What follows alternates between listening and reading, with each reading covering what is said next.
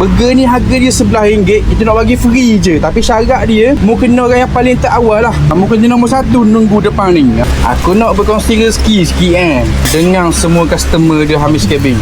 Bukan customer je lah, tapi semua orang yang tengok video ni. Aku nak bagi combo free setiap hari. Dengan syarat mu kena jadi orang yang paling terawal cegak depan kabin aku. Kita nak bagi burger ni bukan burger biasa, burger yang berharga RM11 dekat The Hamis Cabin ni, iaitu burger combo. Burger combo ni kau ni, burger combo ni gabungan patty crispy zinger dan juga patty beef homemade. Dia gabung dua. Mari aku tunjuk macam mana rupa burger ni. Kita letak ayam crispy dulu, selepas kita letak sayur, salad dan tomato. Kita letak ayam crispy. Lepas tu kita letak cheese keping. Lepas tu kita letak patty beef homemade. Tidak dilupakan caramelized onion. Inilah burger je kawan.